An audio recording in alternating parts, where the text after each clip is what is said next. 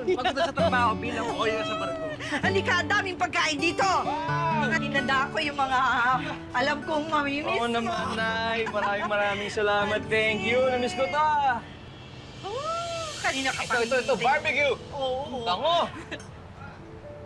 Ayan. Lagyan natin ng kalamansi. Akala mo, ang dami nating bisita.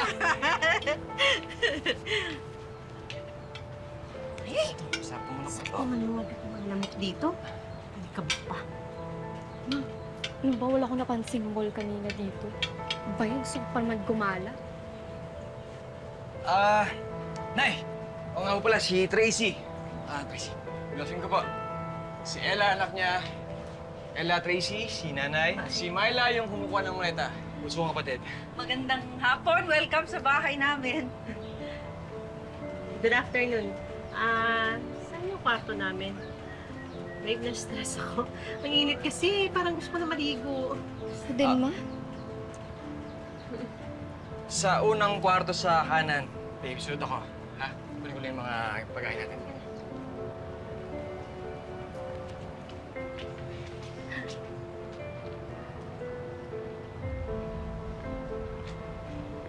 Okay na, maraming salamat.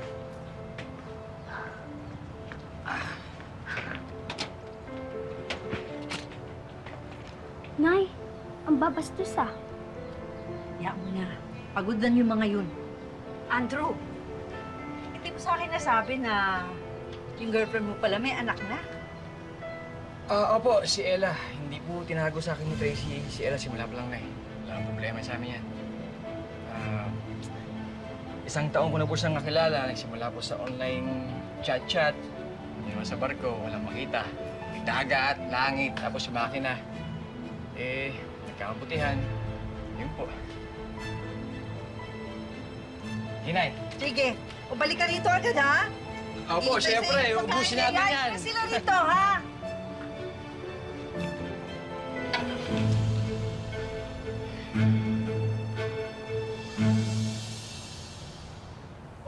Tara. Sige, magpakabusog ka lang dyan. Ang dami kong niluto. Thank Si you. Ella at saka si Tracy. Tulog pa? Guys, sanay pong ano yun eh. Bis ng tanghalian eh. Ah. Wow. Ba yan? Ang aga-aga. Babe, magandang umaga. Kain ka na. Halika na. Good morning, babe. Sayang ta. Ayan, thank you, Nay. Gutom na ako. Ito, nagluto si Nanay. Ganun kadami. Eka, wala man lang bang ham o bacon? O kaya sandwich man lang? Hotdog, babe. Alam mo naman hindi ako kumakain ng lugaw.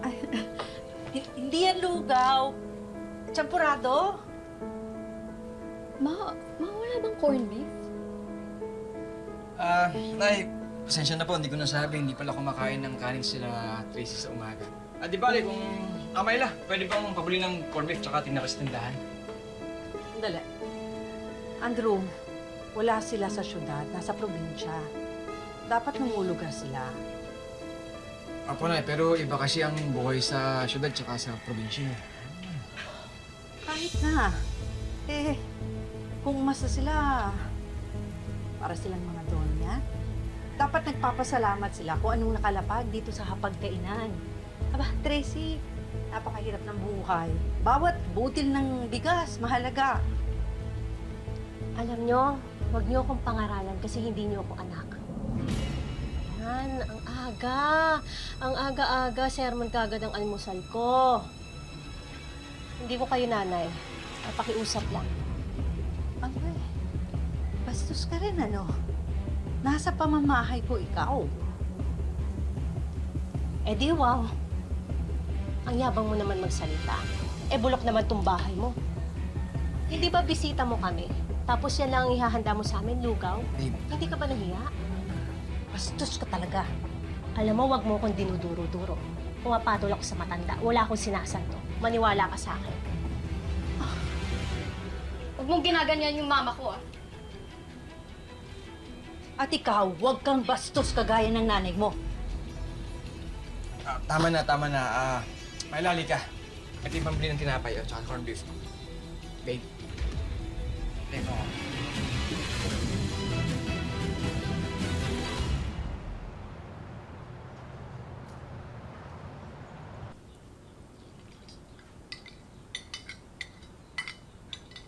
Mag-send ka. Diyos ko po, walang signal. Buwisit na lugar na to. Ang hirap ng signal. Ma, nilalagyan nilalaro ko. Kainis. Pangit kasi sa bahay ng matandang to. Sabi niyo pa. Nay! Oh, Tracy. anak! Kamusta lakad mo? Marami bang tao sa agency? Walang po ako ng requirements kaya balik po ako next week. Hello. Kumusta? Babe? Hindi ba may pinangako ka sa akin?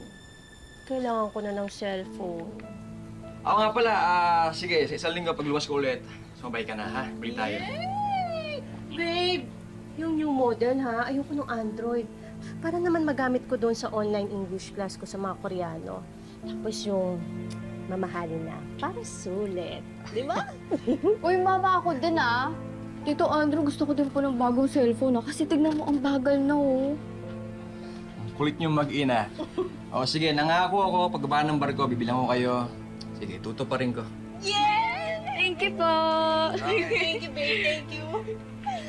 Ay, babe. Sorry. Lasa lang talaga to. Naubusan ako ng napkin. At nasira yung bra ko. Baka pwedeng pagpunta mo ng bayan, isabay mo na ako. Sige. Ha? Abay, pambihira!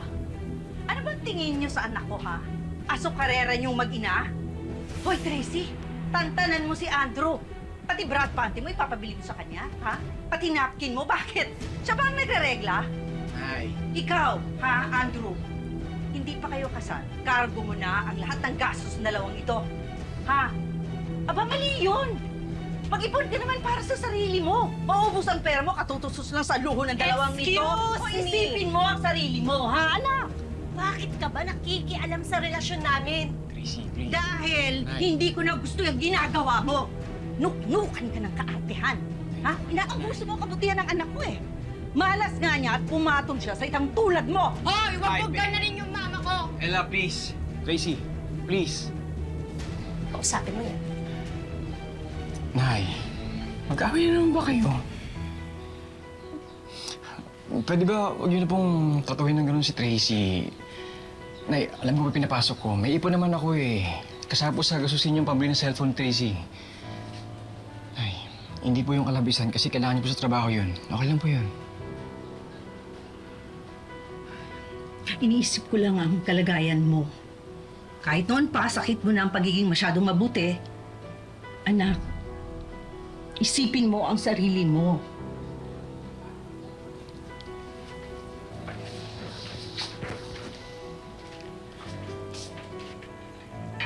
Ella, pasok tayo.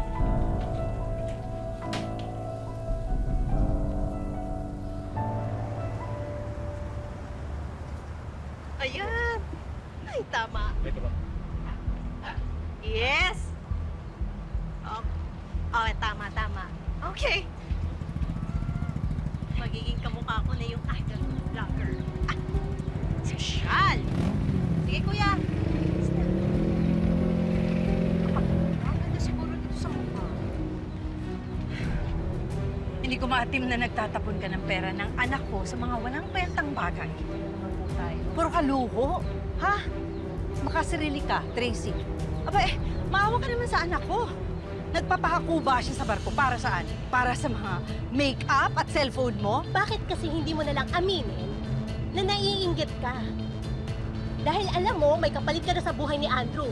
Yung dapat na sustento ibibigay niya sa'yo, binibigay niya na ngayon sa akin. O ngayon, sino sa atin ang mukhang pera? Ako ba? Ako ba? O ikaw? Ikaw ang mukhang pera. Alam mo, Yaka! ay, matanda ka? Hoy! Umalis ka sa buhay ng anak ko, ha? Umalis ka sa buhay ng anak ko, ha? Isaksak mo ito sa paggamot ko! Dito, gusto mo ito? Gusto mo ito, ha? Malat, tama na! Diba? Andrew, pinapaalala ko lang, ha? Baka nakakalimutan ni Tracy. 3 taon pa lang nasima ng anak ko. Ha? Wala pa siyang ipon. Kaya huwag kang umasta na para kang nakahiga sa pera. At kahit na mayaman siya, huwag mo siyang huhututan. Wala kang karapatan. Baka nakakalimutan mo, asawa ako ni Andrew. Buhay namin to, pamilya namin to. Kaya kung bumili mo na ako ng makeup, wala kang pakialam doon. Hindi ka kasama sa usapang pamilya. pamilya dahil hindi ikaw ang asawa! Hindi ikaw! Hindi pa kayo kasal! At kailan pa naging usapang pamilya ang pag-order ng make-up at ng cellphone, ha? Huy, maya ka naman! Tama na! Please, Nay! Nay, pasensya na, pero tama si Tracy. Buhay namin to. Ikakasal kami, magkakaanak, magkakapamilya. Pero di makakatulong kung araw-araw mag-aaway kayong dalawa. Ganito mo ba ako tratuhin kasi matanda na ako? Sana naisip mo, ha? Na ang bahay na ito, inuupahan lang natin. At yung kakarampot na pension ko, yun lang ang pangtustos sa mga gastos dito. Ni minsan, hindi ako humingi sa'yo. Ni minsan, dahil gusto ko unahin mo ang sarili mo, Andrew. Nay, iba na ho ang sitwasyon ngayon. Sana naman hayaan niyo akong magdesisyon, dumiskarte. Nay, magkakapamilya na ako. Ayaw niyo ba yun?